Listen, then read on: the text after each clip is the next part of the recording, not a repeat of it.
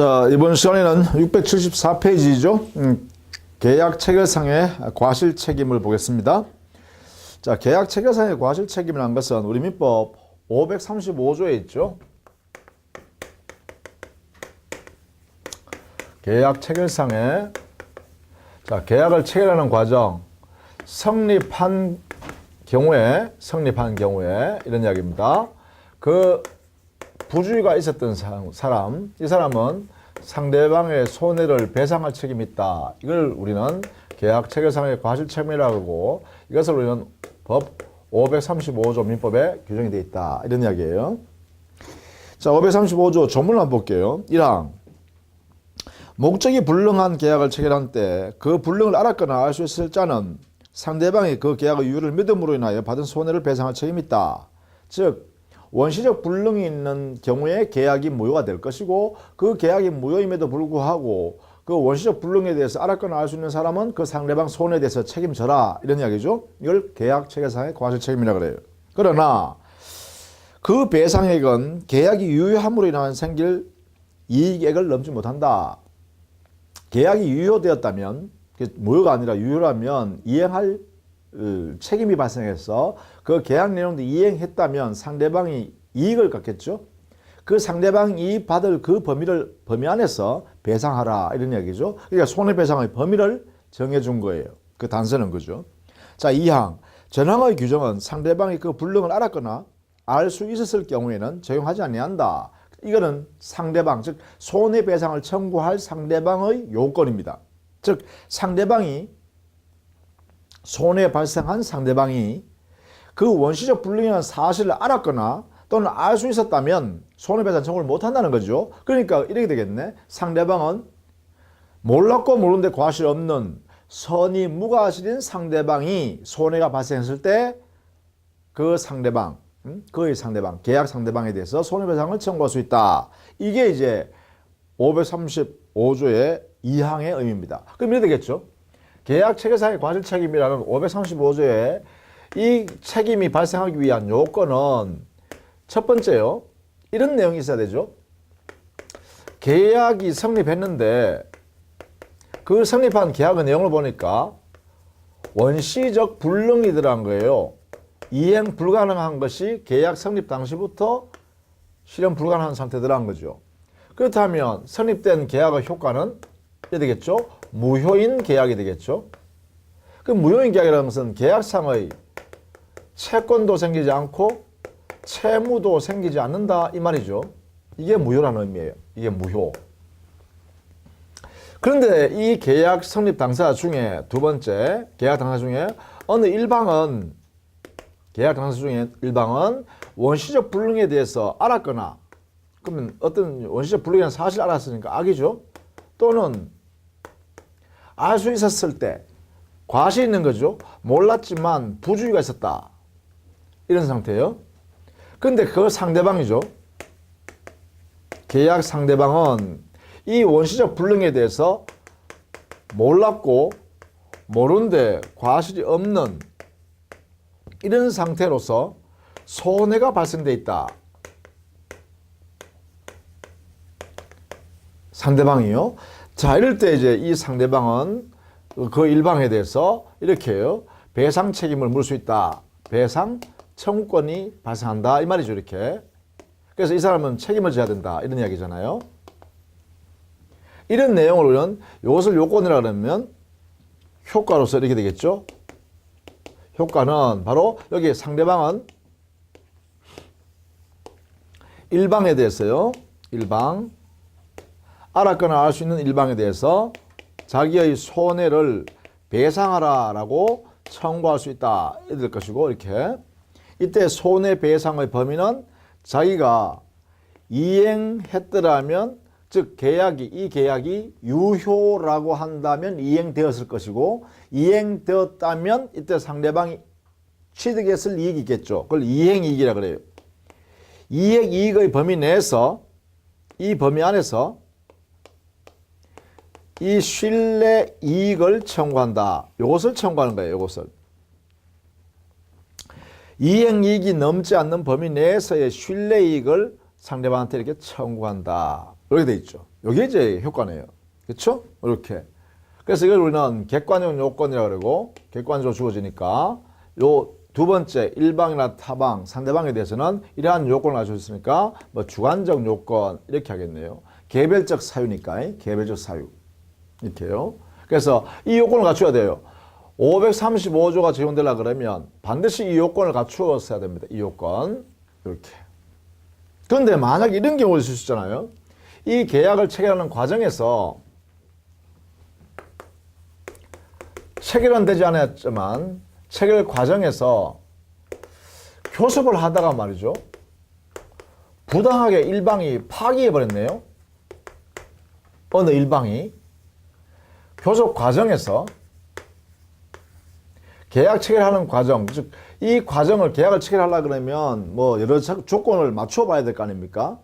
여러 조건을 맞추다가 다 계약이 체결될 만한 상태가 됐는데 어느 일방이 부당하게 야, 나 너하고 계약 안 해. 라고 해버렸다는 거예요. 그런데 이 당시에 이 부당 파기로 인하여 상대방에게 손해가 발생했다면 이때는 어떻게 될 거냐 이 말이에요. 그러면 이 상대방은요, 이 부당 파기한, 교섭을 부당 파기한 이 일방에 대해서 야, 너의 부당한 파기 때문에 나한테가 손해 생겼다 이래 되겠죠. 그러니까 이 사람은 이 일방에 대해서 배상 책임을 인정할 필요가 있겠죠. 청구권 행사하는 거죠. 청구. 이렇게. 자, 이렇게 이 근거가 어디냐 이거죠. 근거. 우리 민법상의 근거는 뭐냐는 거죠. 여기에 대해서 학설은 이것은 535조를 여기다 유추 적용하자. 이렇게 이야기해요. 즉 계약 체결상의 과실 책임을 여기다 유추 적용해서 그 상대방은 신뢰이익의 손해배상을 청구할 수 있도록 하자. 이렇게 하고 있는데 이에 반해서 이 판례는요. 판례는 여기는 민법 750조에 불법 행위에 따르는 손해배상을 청구하자. 이 규정을 적용하자 이렇게 하고 있어요. 이렇게 750조. 왜냐하면 우리 판례의 근거입니다. 판례는 이 부당 파기로 인한 손해가 발생했을 때는 아직 계약이 성립되기 전이고 성립이 안 돼 있고 또 여기는 원시적 불능도 적용될 수 없죠. 그죠? 이런 요소가 없다. 이 요소가 있어야 535조 계약 체결상의 과실 책임의 문제인데 그렇지 않다는 거예요. 그래서 이것은 단순히 일반적으로 불법 행위를 저지른 거다. 누가? 부당 파기한 사람이. 이렇게 해석하자는 거죠. 그래서 이 판례 내용을 꼭 알아두셔야겠습니다. 그래서 750조 일반 불법 행위 책임을 제한한다. 이런 내용으로 이렇게 적용한다는 것입니다. 자, 이렇게 정리하시면 돼요. 이게 바로 계약 체결상의 과실 책임. 지금 교과서에 있는 내용을 가장 핵심되는 내용을 정리했어요. 우리 시험은 이것만 알면 돼요. 나머지 학설적인 내용, 뭐 법적 성질을 논의하고 하는 것들은 이거는 써야 되는 경우죠. 주관식으로 쓸 때는 필요한 것이고 우리가 시험 볼 때는 요 내용만 알면 되겠다라는 것입니다. 자, 요 내용을 꼭 여러분 정리를 해 두셔야겠다 이런 이야기입니다. 이렇게 해서 676페이지 가면 자, 거기 효과 보세요. 위 요건이 충족되면 과실 있는 부주의한 당사자는 상대방에 대해서 신뢰 이익의 손해를 배상해야 한다. 그 배상액은 바로 계약이 유효함으로 인하여 생길 이익액, 즉 이행이익을 넘지 못한다 했으니까 요 이야기입니다. 이 손해배상액은 이행이익 범위 안에서 신뢰이익을 청구한다. 이렇게요.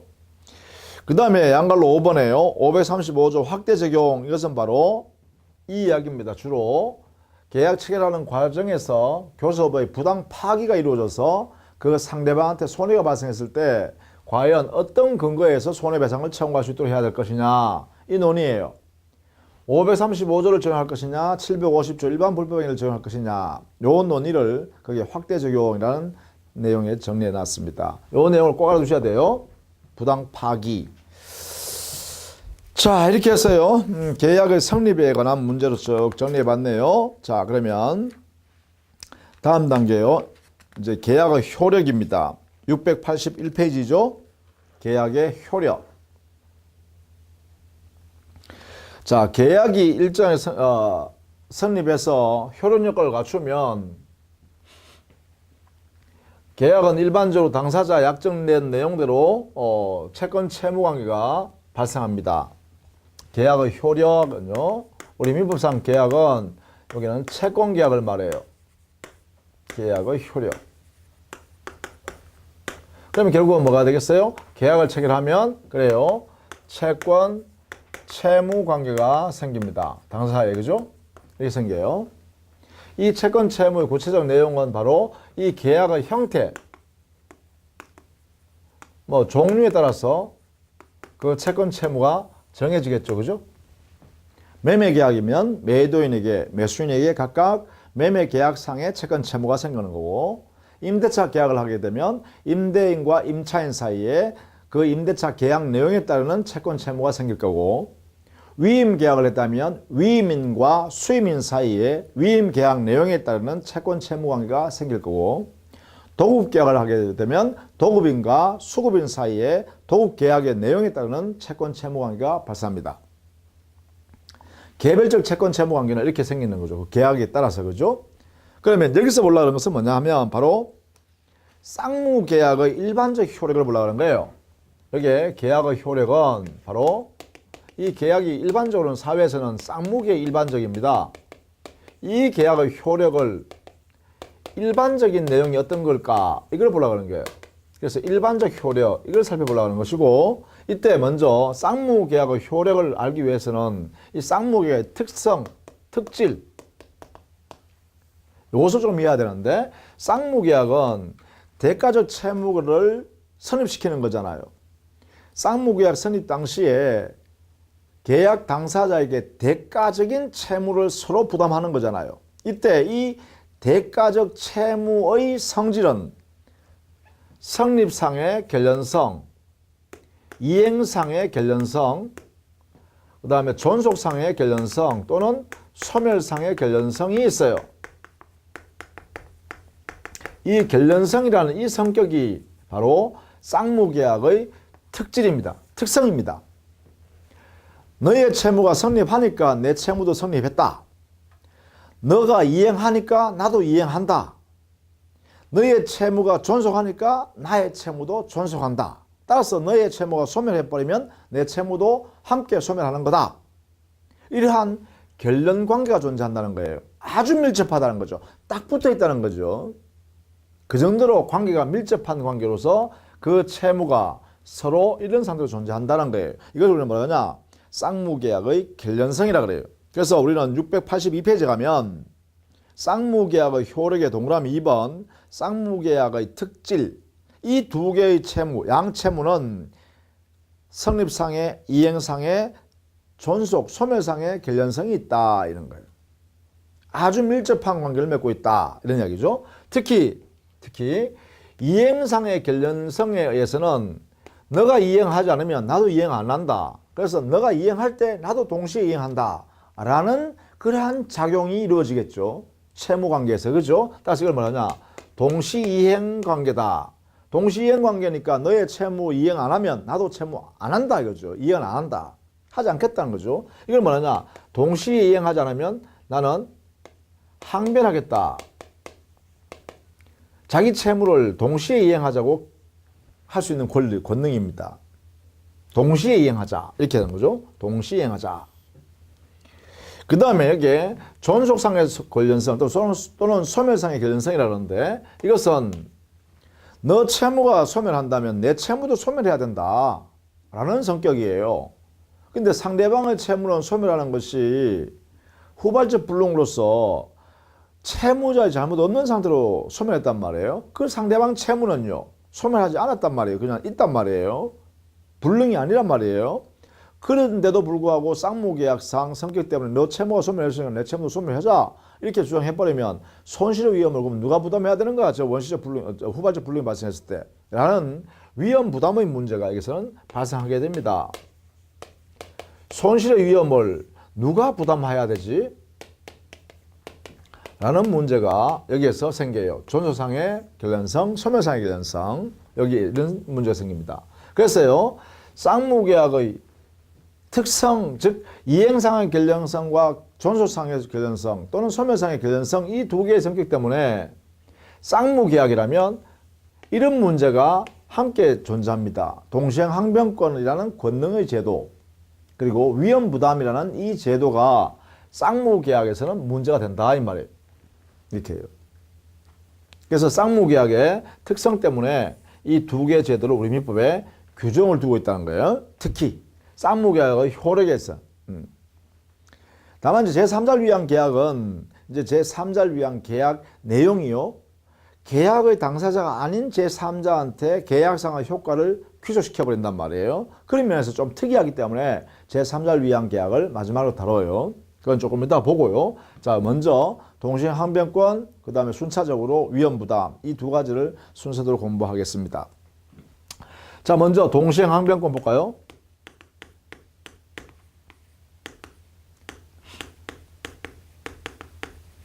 자, 항변권이니까 일단 거절 권능이죠.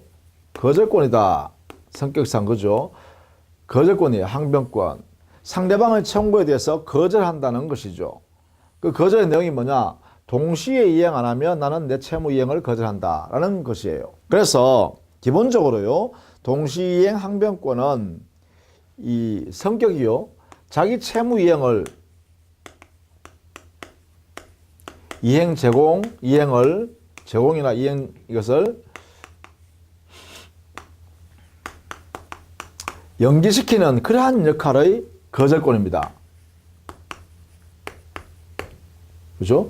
채무 이행이나 이행 제공의 연기적 성격의 거절 권능이에요. 그래서 이것을 보통 연기적 항변권이라고 하죠.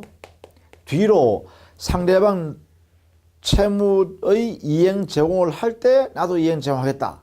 그때 가서 지금은 이행 못하겠다 라고 거절하면서 뒤로 연기시켜 버리는 거예요. 그래서 보통 이걸 연기적 항변권이다 이렇게 하죠.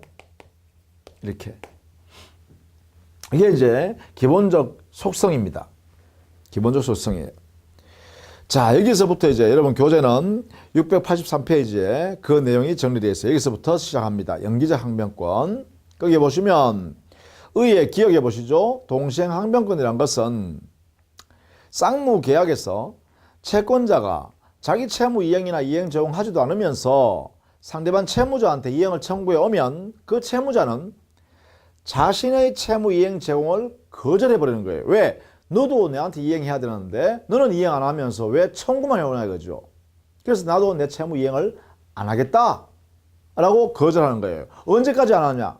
상대방이 나한테 이행 제공할 때까지. 그래서 상대방이 나한테 이행 제공하면 나도 그때 이행하겠다. 이게 바로 동시행 항변권이다 라는 것이에요. 결국은 이 동시행 항변권은 대가적 채무를 서로 동시에 이행해야 공평하죠. 이 공평한 이념의 실현에 맞는 그러한 제도다 이 말이죠. 그래서 공평의 이념에 기초한 제도다 또는 공평의 이념을 실현하기 위한 만든 제도다 이렇게 할 수 있어요. 곧 공평의 이념, 상대방을 배려하는 그러한 원리죠. 여기에 근거한 그러한 제도다라는 것입니다. 이렇게 정리를 좀 해주시고 다만 동시행 항변권은 당사자가 미리 제공해버려도 무방하죠. 그러니까 이것은 이 동시행 항변권에 관계되는 내용의 규정들은 임의 규정의 성격을 갖습니다. 임의 규정의 성질을 가져요. 스스로 먼저 이행을 제공하려고 마음먹으면 그것을 굳이 법에서 강제할 필요 없죠. 그걸 방해할 필요 없죠. 그렇다고 해서 사회 질서 해치는 것도 아니잖아. 그죠? 동시에 이행하는 것을 포기해버리고 먼저 이행한다고 해서 자기 채무를 먼저 이행한다고 해서 사회 질서를 해치는 일이 없다 이 말이야. 그러니까 당연히 동시행 한명권은 임의적인 성격이다. 그죠? 임의적 성격. 그래서 당사자 약정을 하면 그 약정이 우선합니다. 자, 이렇게 정리하시면 되겠네요.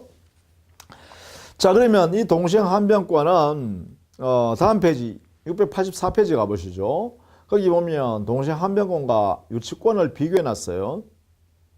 자, 먼저 그 유치권과 동시행 한변권의 공통점이 뭐냐면 유치권은 담보물권으로서요. 자기의 채무 변제를 받으면 다 자기가 가지고 있는 물건을 건네 반환해 주죠. 따라서 유치권에 가서는 자기의 채권을 회수하기 위해서 안전장치를 가지고 있는데 그렇게 함으로써 채무 이행을 제대로 받을 수 있다 이 말이죠. 그래서 이거는 공평하다 그죠. 상대방은 채무를 부담하는데 자기는 돈 안 주면서 물건만 가져가는 것은 거절할 수 있다는 거죠. 이런 면에서 보면 유치권도 역시 공평의 이념을 실현하는 제도다 이렇게 볼 수 있어요. 그죠? 그래서 결국은 동시행 항변권이나 유치권은 그 취지가 채무 이행을 이행하게 하는 그러한 제도다. 그죠? 그런 면에서 같다라고 볼 수 있겠죠. 그리고 이 동시행 항변권이나 유치권을 가지고 있는 상대방에 대해서 당사자가 소송을 제기한다면 그럼 이때는 법원이 판단할 때요. 상대방이 또는 피고가 유치권이나 또는 동시행 항변을 가지고 있는 피고라면 그 피고가 유치권 항변을 한다든가 또는 동시행 항변권을 법관 앞에서 행사한다면 법원은요. 원고의 청구하는 내용의 권리도 인정되고 상대방의 즉 피고의 유치권 또는 동시행 항변권도 인정된다면 법원은 원고의 주장도 맞고 피고의 주장도 옳다 이 말이야. 그렇다면 이 두 사람 사이의 법률 관계를 판결로서 어떻게 나타낼 거냐라는 문제가 생겨요. 이럴 때는 우리 법원은 상환 이행 판결 또는 상환 급부 판결이라는 형태로 판결합니다. 피고는 원고에게 당해 목적을 이행하고 채무를 이행하고 또 동시에요. 원고도 피고에게 이행을 하라 이렇게 판결해요. 그러니까 주고받아라 라고 판결한다는 거죠. 이것을 이름하여 상환 급부 판결 또는 상환 이행 판결 이렇게 표현해요. 그래서 이런 면에서는 유치권이나 동시행 항변권이 있는 경우에 그 성격을 같이 보는 거죠.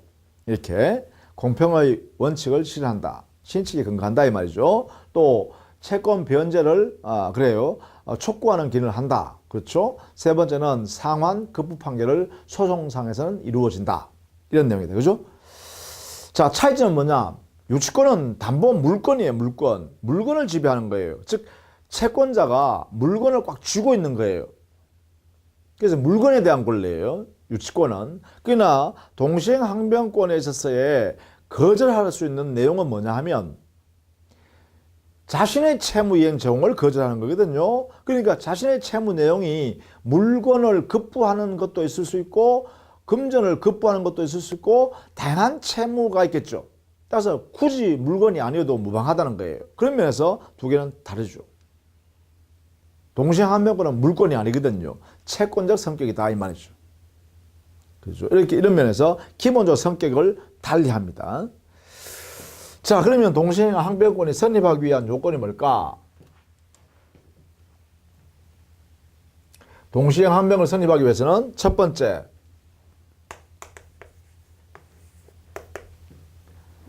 쌍무계약상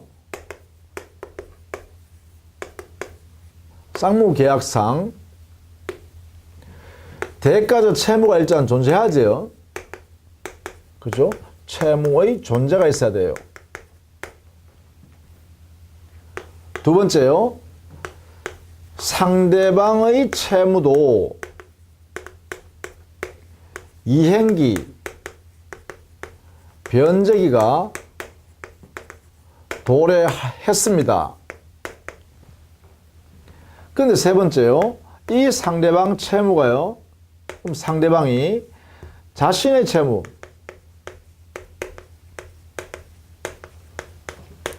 이행이나 이행 제공 없이 청구만 할 것. 이렇게 됐을 때 드디어 동시행 항변권을 행사할 수 있는 거예요. 쌍무계약상에 대가적 채무가 존재하고 있는데 이 채무 이행을 상대방은 자신의 채무를 이행, 변제기가 도래했음에도 불구하고 그 상대방은 자기의 채무는 이행 또는 이행 적용하지 않고서 청구만 한 거예요. 자기는 이행을 제공하지 않으면서 청구만 해온 거예요. 자기 권리만 행사한 거죠. 자기 권리만. 이때 드디어 행사를 할 수 있는데 동시행 한변권을 가지고 있으면 어떤 효과가 있느냐. 자, 이럴 때 이제 동시행 한변권을 행사할 수 있는 요건을 갖췄다 이 말이죠. 동시행 한변권이 발생한 행사예요. 자, 그러면 이때 동시행 한변권이 갖추었다면, 동시행 한변을 가졌다면 어떤 효과가 발생하냐? 여기는 첫 번째, 민법상으로는요, 이걸 실체법상 이렇게 표현하죠. 실체법상으로는 이 동시행 항변권이란 것이 존재하기만 하면 당연히 일정한 효과가 발생합니다. 그래서 이걸 우리는 이름하여 존재효 또는 당연효다 이렇게 표현해요. 그 효력의 내용이 뭘까? 그 효력의 내용이 그래요. 채무 불이행, 즉 동시행 항변권을 가지고 있는 사람이 채무자잖아요. 그 채무자가 자기의 채무 이행기가 도래했잖아요. 자기 이행기가 도래했음에도 불구하고 동시이행 항변권이 존재하기 때문에 이행을 하지 않아도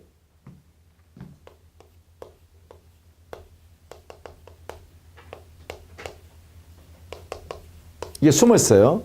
이행을 채무자가 하지 않아도 채무 불이행 책임을 면제받습니다.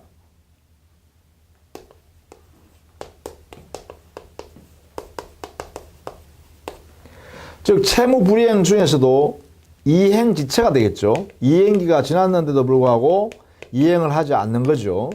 이 이행 지체라는 책임을 면제받는다라는 거예요. 책임을 면제하니까 어떤 내용이냐? 면제 내용은 바로 손해배상 책임을 지지 않습니다.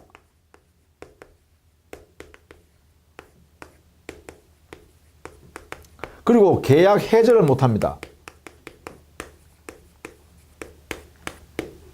상대방 이런 것을 못한다는 거죠. 이렇게. 이러한 효과가 발생한다. 이게 가장 중요한 효과예요. 이게 가장 중요한 효과예요. 그 외에는 동시이행 항변권이 붙어있는 채권을 자동 채권으로 하여 상계할 수가 없습니다.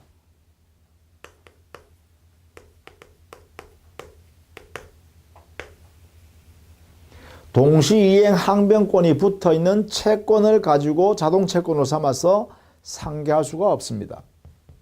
요 두 가지가 우리 민법상의 가장 중요한 효과인데 특히 이 효과는 꼭 알아두셔야 됩니다. 채무 불이행 책임을 면제받아서 손해배상 책임을 지지 않고 계약 해제를 못한다라는 거예요. 자, 그 다음에 소송법상 효과는 어떻게 될까?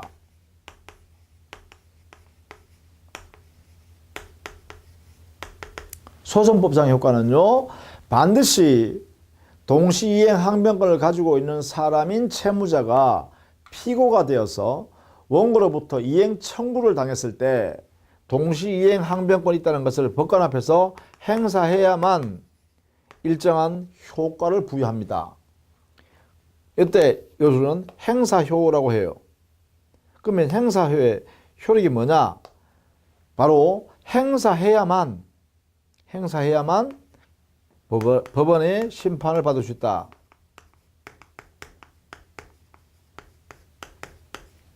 직권으로 심판하지 않는다는 거죠. 자, 법원이 심판했을 때 동시행 항변권이 인정되면 그 행사의 효과가 이제 발생합니다. 어떻게 하냐? 자, 원고의 청구도 인정되고 피고의 동시행 항변권도 인정된다 이 말이죠. 이럴 때는 법원은 상환, 급부 판결, 상환, 이행 판결을 합니다. 원고 일부 승소, 원고 일부 패소 판결을 하게 된다라는 것이죠. 이러한 효과가 소송법상 효과로 발생한다는 것입니다. 이걸 행사효라 한다 이거죠. 자, 그래서 여러분은 이 부분을 좀 알아두셔야겠어요. 여기에 존재효, 당연효는 민법상의 효과, 실제법상 효과, 행사효는 소송법상의 효과. 그죠? 이렇게 정리를 해 두셔야겠다. 자, 이러한 내용이 동시행한변권에서 나온다는 거예요. 자, 우리 교재 한번 살펴볼까요? 684페이지 성립요건에 보시면 쌍무계약상의 대가적 채무의 존재라는 성립요건이 있어요. 1번 동그라미. 그렇죠? 동일한 계약에서 쌍무계약이어야 되죠. 거기에서 발생한다는 것이에요. 물론 여기는 쌍무계약이 당사자한테 적용될 뿐만 아니라 그 채무 채권이 동일성이 유지되는 상태에서 채무가 인수되거나 채권이 양도되어도 여전히 동시행한변권도 존속합니다. 유지된다는 거죠. 물론 이때 불능은 후발적 불능이어야 되겠죠. 자, 그렇게 정도만 알아두시면 되겠다. 이게 첫 번째입니다. 쌍무계약상 대가적 채무의 존재. 자, 그 다음에 686페이지 가면 동그라미 2번 상대방 채무가 변적이 있을 것 이거죠. 상대방의 채무가 이행기 도래했다 이런 거죠. 다만 말이죠. 여기 예외가 두 가지 있습니다. 거기에 A에 보시면 불안의 항변권이 있을 때, 이게 불안의 항변권은 뭐냐면 후이행 의무자, 나중에 이행해도 되는 사람은 동시행 항변권을 먼저 이행할 사람이 행사 못하죠. 먼저 이행할 의무를 지고 있는 사람은 동시에 이행합시다 이렇게 말 못합니다. 그러니까 선이행 의무자는 동시 이행 항변권이 없다. 이게 원칙입니다. 그런데 후이행 의무자가 의무 이행기가 도래하더라도 이행할 수 없는 현재의 곤란한 사유가 발생했다는 거야. 후이행 의무자한테. 이럴 때는 선이행 의무자가 먼저 이행해버리면 손해가 발생할 수 있죠. 선이행 의무자가 이행해버리면 손해가 발생할 수 있어요. 왜? 후이행 의무자가 이행기에 도래해도 이행할 수 없는 상황이 지금 객관적으로 드러나 있다는 거예요. 그렇다면 선이행 의무자라고 미리 이행하면 안 된다는 거예요. 손해가 발생할 수 있으니까. 그래서 이때는 그 불안한 상태가 없어질 때까지, 즉 후이행 의무자에게 발생한 현재의 심각한 이행 곤란한 사유가 없어질 때까지는 선이행 의무자는 내 의무가 선이행 의무지만 나는 지금 이행하지 않겠다. 너의 심각한 그 현재의 이행 곤란한 사유가 없어질 때까지는 나의 선행 의무를 이행을 거절한다 라는 거절권이 생긴다는 거예요. 이 거절권 이름은 뭐라 그러냐, 상대방의 불안한 상태가 있으니까 그거 없어질 때까지는 나는 동시행한변을 행사하겠다 이런 뜻이란 말이죠. 이걸 이름하여 불안의 항변권이란다. 첫 번째요. 두 번째는 다음 페이지에 B 동그라미 있죠. B 동그라미 보면 선이행 의무를 지체하던 중에, 그러니까 채무 불이행하는 거죠. 이행 지체하고 있는 거죠. 선이행 의무자가. 선이행 의무자가 이행기를 지났는데 불구하고 이행하지 않고 이행 지체하는 중에 상대방 후이행 의무자의 의무가 이행기가 도래해버렸어요. 그러면 양 당사자의 채무가 이행기가 도래하는 것이 같이 잡아보죠. 그때부터는 동시 이행관계에 놓인다라는 것입니다. 그래서 선행 의무자의 채무 불이행, 이행 지체 중에 후이행 의무자의 이행도 이행기가 도래했다면 그 이행기가 도래한 때부터 동시 이행관계가 된다 이 말이죠. 그 이후부터는 채무 불이행 책임이 안 생긴다 이런 이야기죠. 자, 이렇게 정리해 두시면 되겠어요. 그래서 여러분 교재는 689페이지예요. 동시행한변권의 효력, 효과인데요. 기본적으로 이행 거절 권능이죠. 너 채무 이행 안 하니까 나도 이행 안 해. 이렇게 할 수 있는 거절 권능입니다. 연기적 항변권으로서의 거절 권능 이거죠. 그게 기본적 성격이라고 했습니다. 그렇죠? 연기적 거절권, 연기적 항변권으로서의 거절 권능입니다. 이렇게 거절하는 거예요. 상대방의 채권을, 청구권을 부정하는 것은 아니에요. 채무자 자신의 채무 이행은 나 안 할래. 이렇게 하는 것이 바로 동시행한변권이다. 자, 이때 구체적으로 니은 동그라미 소송법상 효과는 행사하면 그때 법원은 심판할 수 있고 심판에서 인정되면 상환 이행 판결을 하는 거다. 즉 원고 일부 승소 일부 패소 판결한다.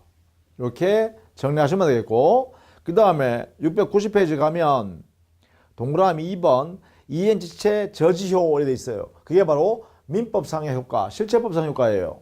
즉 채무불이행 책임을 면제하는, 저지하는 효과가 발생한다는 거예요.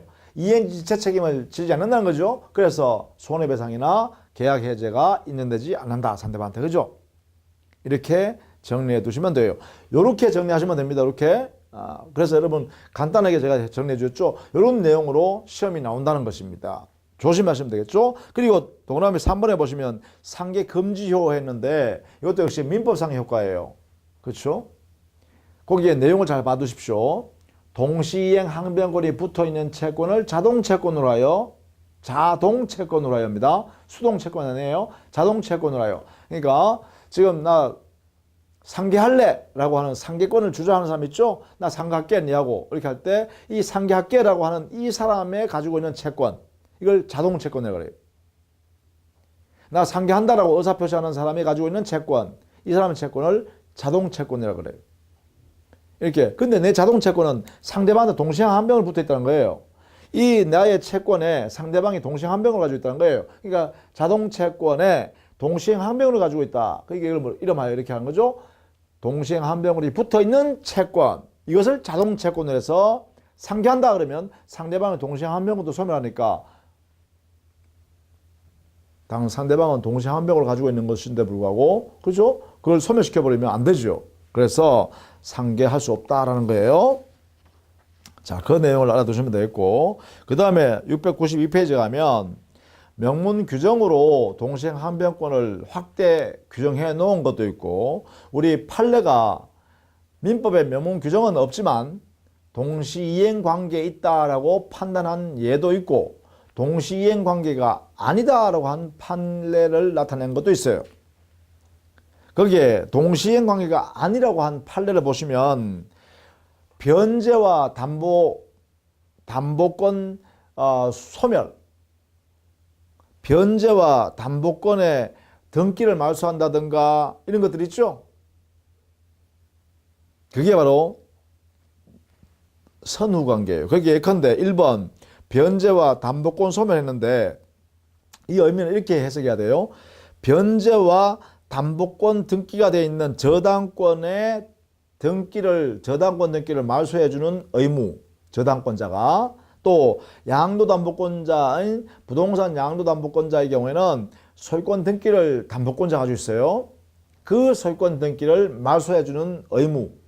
그래서 변제하는 행위와 등기 말소 의무 이렇게 생각하시면 돼요. 저당권자나 양도담보권자가 등기 말소를 해줄 의무. 이 두 개는 선후관계라는 거예요. 변제가 먼저 되고 난 뒤에 저당권 등기를 말소해 준다는 거예요. 그러니까 선후관계라는 거지. 그 다음에 두 번째 변제와 채권증서 반환 일어났죠. 채권증서 반환은 그런 뜻입니다. 돈을 빌릴 때 채무자가 차용증을 작성해서 채권자한테 주죠. 내가 너한테 돈을 이렇게 빌렸다. 그래서 내가 채무자다 라고 이렇게 차용증을 만들어 준단 말이에요. 사인하고 말이죠. 그러면 이때 채무자가 변제할 때 그러면 채권자가 가지고 있던 그 차용증서는 채무자한테 돌려줘 버려야 되죠. 일단. 그렇죠? 자, 이 두 개 관계가 뭐냐? 동시행 관계가 아니라 변제하고 나서 차용증서를 받는 거다는 거야. 차용증을. 선후 관계란 거야. 이렇게요. 그 다음에 3번에 토지거래 허가 신청 절차 협력 의무와 매수인의 대금 지급 의무. 이것도 마찬가지. 전자가 선이행 의무, 대금 지급 의무인 후자가 후이행 의무란 거예요. 이런 관계로 해석한다는 거예요. 우리 판례가. 자, 이렇게 여러분 이해를 좀 해 두시면 좋겠다라는 것입니다. 이렇게 해서요. 동시행 항변권에 관한 내용을 좀 정리했습니다. 자, 요 요건 세 가지, 그 다음에 효과. 시험은 이 효과가 중요합니다. 효과가. 그래서 이 부분을 꼭 알아두셔야 돼. 민법상 효과와 소송법상 효과. 이렇게 정리를 해 두시면 되겠다라는 것입니다. 자, 다음 시간에는 위험부담의 문제를 정리할게요. 이것도 역시 중요한 포인트가 됩니다. 자, 수고 많으셨습니다.